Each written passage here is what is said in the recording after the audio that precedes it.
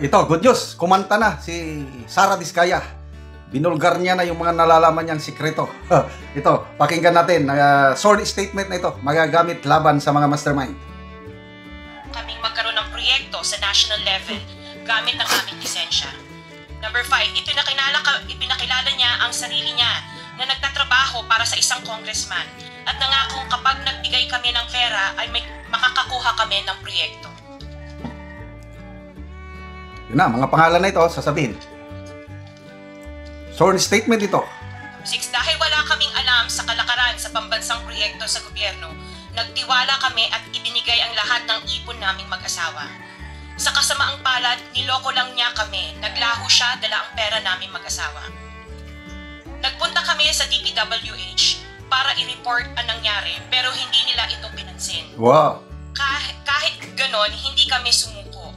Gusto ko pa rin gawin ng tama ang negosyo kaya patuloy kaming sumasali sa mga biddings sa gobyerno. Sa kalaunan, ang kumpanya namin ay nanalo sa mga bidding sa mga proyekto sa national government sa pamamagitan ng patas na bidding. Ibinuhos namin ang lahat ng aming pagsisikap para maipakita ang kakayahan ng aming kumpanya na mayroong maayos na paggagawa, di kalidad na resulta at natatapos sa tamang oras. Nagkaroon ng konting tagumpay ang St. Gerard Construction, kaya minabuti namin mag-asawa na mag-expand at bumuo ng ibang kumpanya tulad ng Alpha and Omega General Contractor and Development Corporation. Interjection, Mr. Chair. What is the interjection? Salamat, Mr. Chair. Kailangan ko lang pong umakyat sa office sandali para sa isang pulo, but hopefully pagbalik ay nandito pa rin sina Mr. and Ms. Diskaya dahil meron din po ako mga tanong para sa kanila. Oh yes, Salamat we'll make po, sure Mr. that they Chair. will be here for your question. Mr. Chair, Yes. bakit hindi nila tayo bigyan ng kopya ng sworn affidavit imbis na basahin nila niya so we can para himayin namin yung kanyang sworn affidavit. We'll make sure that all the members will be given a copy, but the chairman is asking them to read it before us for the record. In order to save time, Mr. President, because we've been here since 9 o'clock. We already spent 2 hours. Not even one of the senators have asked questions addressed to the resource persons present. I beg the indulgence of the good senator, but it is for the record. This is a sworn statement, at from this statement, kailangan dito sila matanong na mabuti. Proceed. Pakibilisan nyo lang para makatipid tayo ng panahon. Ngunit nung nagsimula ang makilala ang St. Gerard Construction, dumating naman ang panibagong pagsubok. Unti-unti na nagsilapitan ang mga district engineers at mga regional directors ng DPWH at mga chiefs of staff na mga mambabatas na nag-aalok ng mga proyektong sinasabi nilang pondo ng mambabatas. Wow. Nung una, sinubukan namin labanan ng mga ito sa pamamagitan ng pagre-report sa DPWH at pagpapadyaryo ng mga tiwaling kawani ng gobyerno, subalit hindi sila natitinag sa mga ito. Sabi nila, dapat tanggapin namin ang realidad na dapat kaming magbayad sa mga pambabatas kung gusto po namin magpatuloy na magkaroon ng project sa gobyerno. Ito na. Kung hindi, pinabala nila na matatanggal na sa listahan ang kumpanya namin at hindi na makakakuha ng kahit anong proyekto. Hindi namin ginusto kailanman na mapasama sa ganitong sistema, pero kailangan namin magpatuloy para sa pamilya at mga empleyado namin. Dahil sa aming paglaban sa mga tiwaling bidding, maraming beses naming naranasan na ma-disqualify ng Bids and Awards Committee ng DPWH na hawak ng mga mambabatas na nagpondo sa proyekto. Dahil naiipit na ang aming negosyo, lumulubog na kami sa lumalaking utang ng kumpanya at peligro sa buhay ng aming pamilya. Napalitan kaming makisama sa kalakaran kahit labag sa aming kalooban. Magandang umaga po, Mr. Chair at kagalang-galang ng senators at miyembro ng Blue Ribbon Committee, lalong-lalo po kay Senator Rodante Marcoleta. Diretso na. Number 15, 16, paulit-ulit kami ginamit ng mga nasa pwesto sa sistemang ito. Wala kami magawa dahil kung hindi kami makikisama, gagawa nila ng problema ang project na na-award sa amin sa pamamagitan ng mutual termination o pagkakaroon ng right-of-way problem na parehong nagdudulot ng hindi matuloy ang implementasyon ng mga proyekto. Matapos naming manalo sa mga bidding, may mga opisyal mula sa DPWH ang lumalapit sa amin para humingi at kumuha ng bahagi niya sa halaga ng proyekto. Ang hinihingi nilang porsyento ay hindi bababa sa 10% at umabot pa sa 25% na naging kondisyon upang hindi maipit ang implementasyon ng kontrata. Ito ay binibigay namin sa kanila ng cash ang bawat transaksyon ay may karampatang voucher at ledger na nagsasaad ng mga araw at kung kailan nila ito natanggap. Ilan sa kanila ay sina Yun na. Terence Calatrava, former Undersecretary of Office of the Presidential Assistant of the Visayas of the Philippines, Kong Roman Romulo of Pasig City, Oh, Kong Jojo Ang of Usbag Ilonggo Party List, yun. Congressman Patrick Michael Vargas of Quezon City, Yay.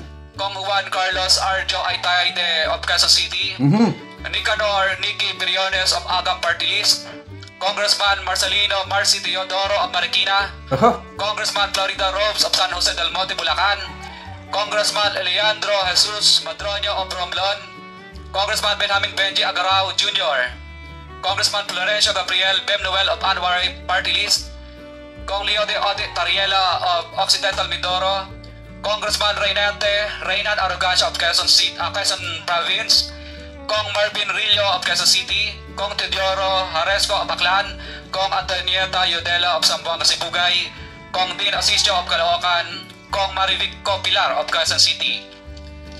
21. Mayroon ding mga kinatawan ng ilang politiko na nakikipagtakbo sa amin upang manghingi ng porsyento kapalit ng mga proyekto. Ang mga porsyento ito ay 25% ay pinipilit sa amin bilang karaniwang kalakaran na wala akong kakainang tanggihan. Ilan sa kanila ay sina Yo. Regional Director Eduardo Virgilio of DPWH Region 5, Aha. Director Ramon Ariola III of Unified Management UGMO, District Engineer Henry Alcantara, DPWH Bulacan 1st, Undersecretary Robert Bernardo, District Engineer Aristotle Ramos of DPWH Metro 1st, Pasig City, District Engineer Manny Pulusan of DPWH North, Manila Deo, District Engineer Edgardo Sipigol of DPWH Bulacan Sabdeo, District Engineer Michael Rosaria of DPWH Quezon 2nd Deo. Karamihan sa mga kawani ng DPWH na nabanggit sa itaas ay paulit-ulit na binabanggit ang delivery ng pera ay para sa kay Saldico na dapat at least Saldico. 25%. Yala. Si Kong Marvin Rillo naman ay ilang beses na binabanggit ang pangalan ni Speaker Martin Romualdez Ala! ang kanyang malapit na kaibigan. 25. Sa tuwing umiinom kami sa Wine Story sa BGC at sa Shangri-La Mall, sinasabi pa ni Kong Rillo na lahat ng kanyang request para sa pondo ay galing pa mismo sa unprogram funds at insertion na inaaprobahan ni Speaker. Ang tao ni Marvin Rillo na si Box Magalong ang pumupunta sa amin para kunin ang pera sa aming opisina o sa Wine Story. Si Kong Jojo Ang naman lagi ring binabanggit sa lahat ng project sa kanya ay papondo ni Speaker at ni Saldico. Mataas ang hinihingi sa project, dagdag pa niya, hindi naman lahat ng pera ay para sa kanya kundi para kay Speaker at kay Saldico. Sa lungsod ng Pasig naman, lumapit sa akin ang DPWH Project Engineer na si Angelita Garucha para kolektahin ang parte ni Kong Roman Romulo sa flood control projects noong 28, number 28. Pagdating ng 2025, si District Engineer Aristotle Ramos ang sumunod na nagpakilala na bagman ni Kong Roman Romulo kung saan 30% ang kanyang hiningi ay para kay Kong Roman Romulo. Sinabihan ko kay D.E. Ramos na masyado namang mataas, ngunit sinabi niya na walang magagawa dito dahil pondo ito galing sa program funds at insertion galing sa taas. Sa ilang pagkakataon ng mga politiko na personal na inabutan ng halaga ayon sa hinihingi nilang porsyento mula sa proyekto. Ang pagbabayad na ito ay hindi naman kagustuhan kundi isang hakbang na ginawa namin dahil sa matinding panggigipit. Ilan sa kanila ay sina Kong Antonieta Yodela kasama ang kanyang asawa, Kong Marvin Rillo of Quezon City, Kong Nicky Briones of Agam Party List, Arturo N. Atayde, ama ni Kong Arjo Atayde, Kong Florencio Gabriel Bemnoel of Anwaray Party List, Kong Eleandro Jesus Madroño of Romblon, Kong Benjamin Benji Agarao Jr. Bagamat naging matinding pagsubok ang kabawasan ng pondo na nakalaan sa proyekto, pilit at matapat naming sinusunod ang bawat spesifikasyon na nakasaad sa Program of Works na nakasaad sa proyekto ng DPWH. Makakasiguro kami na nagawa namin ng maayos at matapat ang bahagi o phase ng proyekto na na-award sa amin. Sa katunayan, hindi kami mababayaran ng DPWH kung hindi ito dumaan at pumasa sa maraming material testing na naaayon sa design ng DPWH. Ina-assess at ini-inspect ng DPWH ang bawat proyekto base sa natapos na parte o accomplishment. Napilitan kami. So yun, salamat at nagbanggit na ng mga pangalan ng kongresista, ang dami, at nababanggit na pangalan ni Speaker Romualdez at Congressman Saldico. Okay, so magbibigay ako ng karagdagang update mamaya.